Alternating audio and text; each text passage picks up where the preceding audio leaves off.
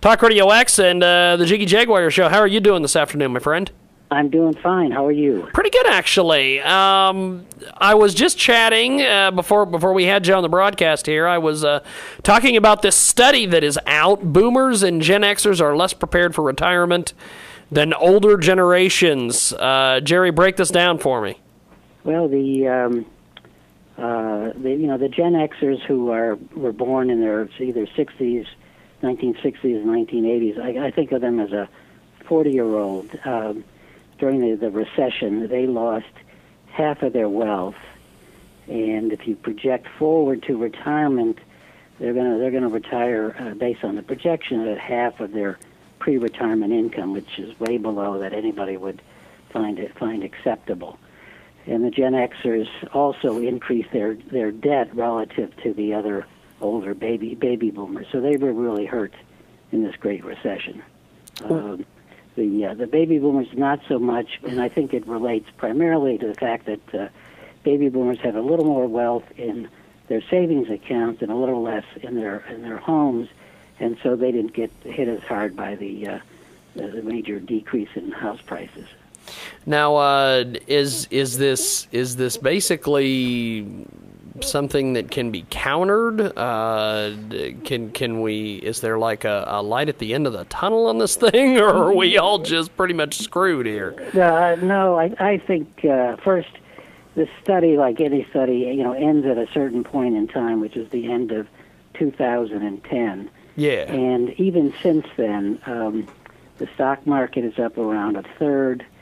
Housing prices are up around 10% or more. So, we've already, come back a little bit.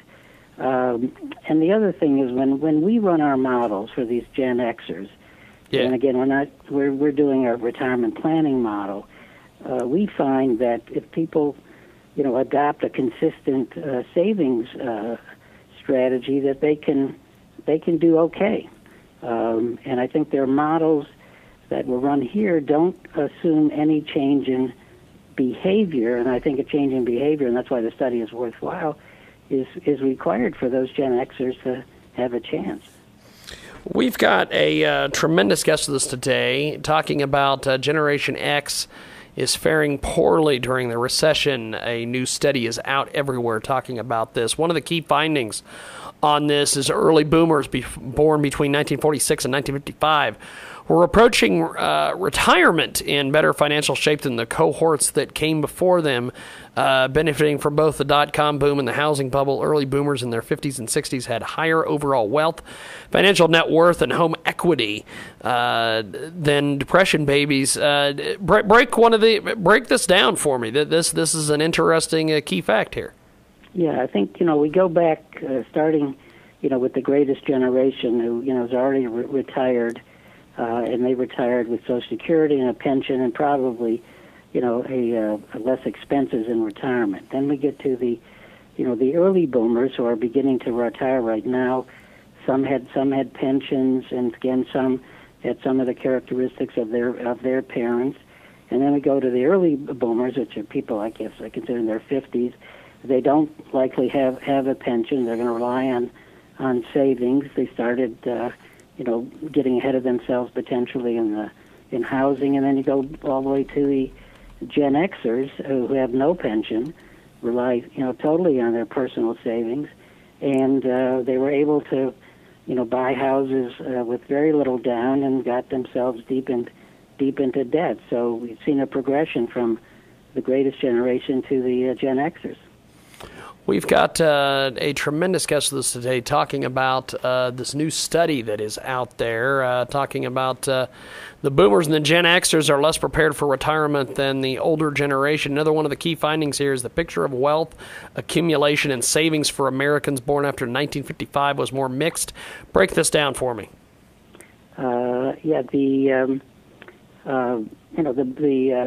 Early boomers and the late boomers, and that's somewhat arbitrary, but the early boomers are those people who, are retiring as we speak, and they're typically in their 60s, are in a better relative financial position than the early boomers. than the late boomers because of their ability to have some pensions and so on. Again, they're less reliant on the equity in their home and on personal savings, and have more of their income coming in from either a pension or Social Security. Now, Jerry, talk to me about some of your background and how it relates to this topic and everything. Yeah, I mean, I have a somewhat unique background, having spent more than 3 decades on what we call the financial product side, working for major insurance companies. In fact, I formed my own life insurance company. Then I sort of moved into developing retirement planning software and actually patented something called a retirement management account. And then I've made the full shift into becoming a registered investment advisor, working with, what we call average investors who are underserved generally by advisors, and helping them what we call create a plan for retirement income. We've got a tremendous guest with us today. Jerry, you've got a lot of key findings that with this study, and one of the different things here is all groups experienced wealth losses in the Great Recession. Both Gen Xers took the hardest hit. Both early and late boomers were negatively affected by the recession at a critical point in their lives, losing 28 to 25% of their median net worth, respectively. However, the Gen Xers lost nearly half, 45% of their total wealth totals, with an average of about $33,000, reducing their already low levels. Break this down. This is an amazing stat.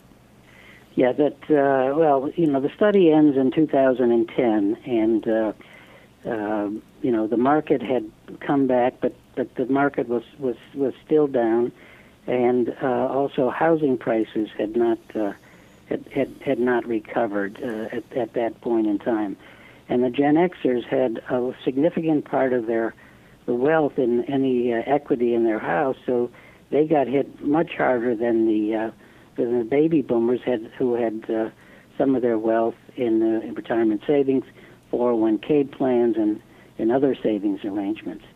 So I think a lot of the difference can be accounted for as to where that wealth was sitting. Was it in your home, or was it in your retirement savings account?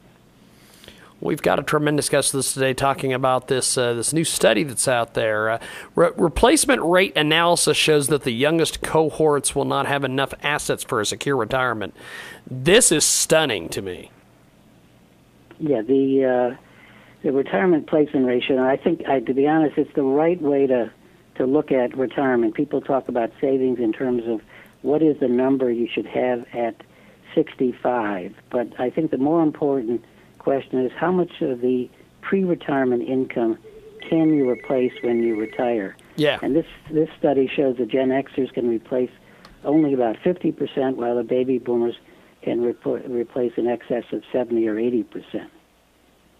Well, I appreciate you joining us today to talk about this incredible study. Thanks for joining us, my friend. Great. Thank you.